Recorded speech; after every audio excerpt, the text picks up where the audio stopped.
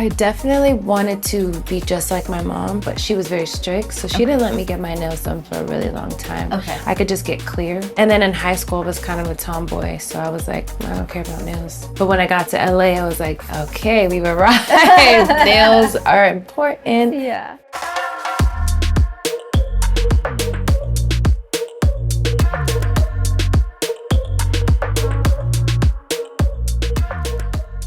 Hi everyone, my name is Sara and I am the Global Beauty Director at Refinery29, and I'm so excited because today I am joined with Grammy-winning artist, mother, and children's book author, Victoria Monét. Yes. We are joined by our fabulous nail artists, Aaliyah and Coca. Do you know what design you're getting already? Yes, so I'm very inspired by like the summer. We're gonna do some like colorful fruit. Cute. And what are you gonna do? Well, since I have camo on today, we were thinking like a chrome camo French. Do you like to get your nails done? I actually enjoy it, especially when Coca does it because she's my friend. Yeah. So it feels like girl time. But when I have a lot of things to do, it's hard because I need my hand. Right. She's very patient. What are some of your favorite looks that you have created for Victoria on the red carpet? The Grammys was really fun.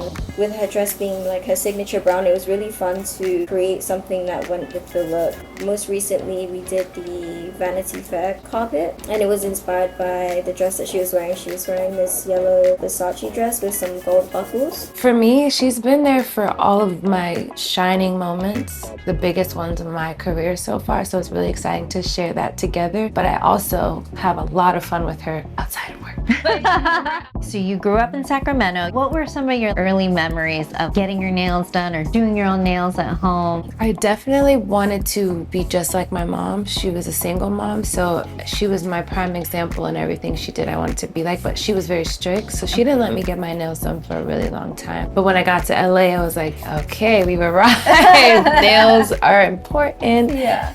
Coca, what would you say is the most challenging part about being a celebrity nail artist? Being that I work pretty often with most of my clients, it's kind of like, okay, we've done this chrome, Victoria, what color should we do next? What combination should we do next? So always keeping things different would be the challenging part. When I was going to the nail salon as a kid with my mom, things were so simple. I know. You would just be getting like orange. Right, or and then you pay $5 for a flower, and that was like, that was luxurious. Yeah. Like, that's an upgrade. Right. Now we can do so much, and it gives you an opportunity to create signatures. I usually don't deviate from my shape. What is your shape?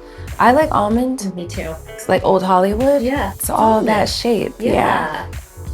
When was the first time you felt understood in your career?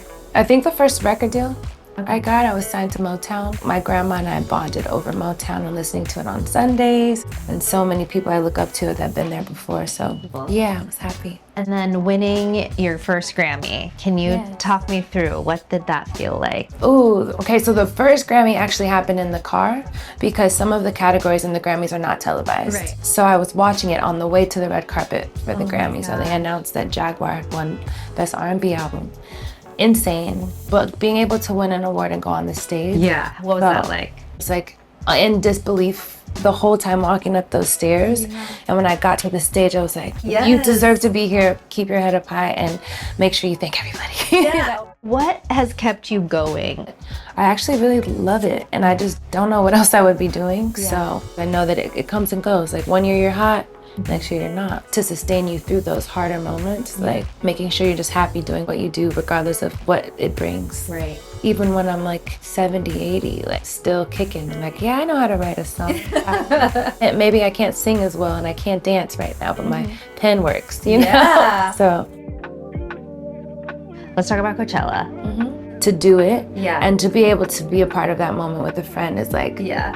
that's so cool. And then Sierra was a guest, Right. and Queen Latifah was a guest, so it was like idols and friendship and womanhood and ass, like so much, like so many great things. So How do you usually like your nails when you're performing? I like them sparkly. Okay. Years and years ago, I went to go see Beyonce. I saw her nails holding the microphone from so far away, and I was like, it's beautiful. Yeah. So now it's a staple. Like, I want the way that I see Michael Jackson's sparkly glove, the nails gotta pop. Yeah. Chrome, then cat eye, then diamonds, and gems, and Coca has her own charms. Oh, tell me about that.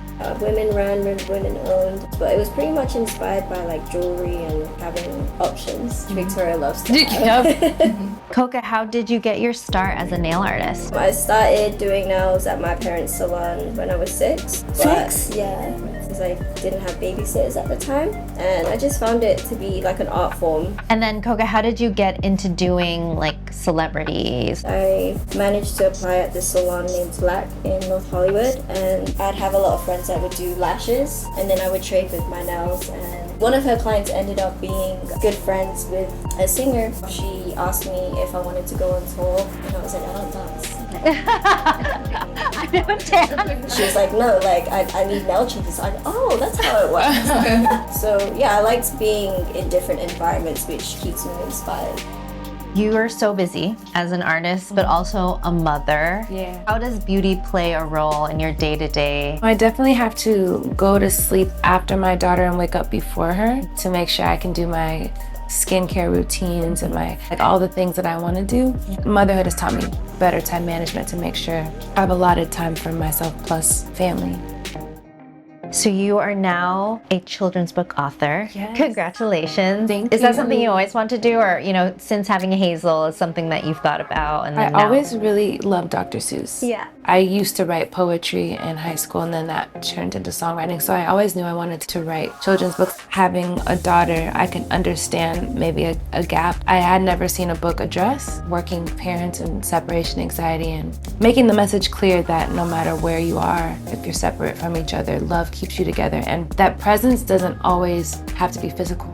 It also translates into if anyone's ever lost a loved one, that like presence isn't necessarily me seeing you, it's I can feel you no matter where we are.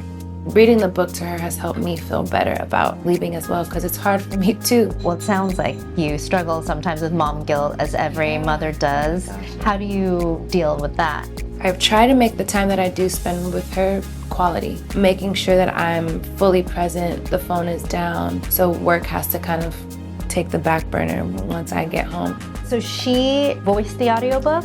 Yeah, she's on it with me. Okay. So what I did was I recorded it, and then when she came in the booth with me, I had to repeat what I say. So she was doing it with all the same inflections and like super excited to hear herself and record. So I think that's gonna be a special moment for us always to have. Okay, Victoria, is there anything you're working on that you're excited about? Of course the book, but anything else? New music. New music. I'm in the studio working on my next album. So I'm super excited about that and anxious. Just takes some strategy and planning that needs time. So I'm trying to be patient also.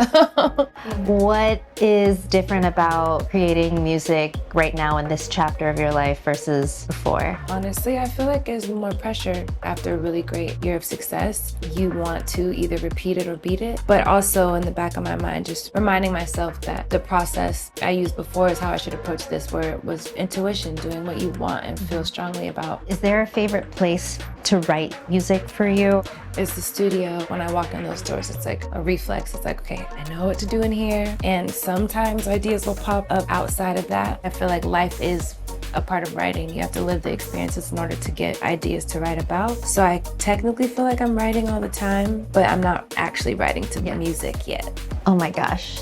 Like this is like completely different looking than like in the beginning. So what was the inspiration for this? Well, today we really just based it off of my outfit, and also we went with French because I have an appearance next Tuesday in New York, and it'll match both, but the French allows it to grow out a little bit more without seeing that line, so we were using our noggin today. I'm obsessed with how this turned out. This is so cute. So cute. Oh my gosh. So that is a wrap on Full Set with the incredible Victoria Monét. I had so much fun hanging out with you. Thank you so much for coming to Taro Bunny and talking about your career and motherhood and your new book. When is it out? June 24th. Okay, and you can get it anywhere where books are available. So thank you so much, and thank you, Aaliyah, and thank you, Coca. This was so fun. To watch more videos, subscribe here.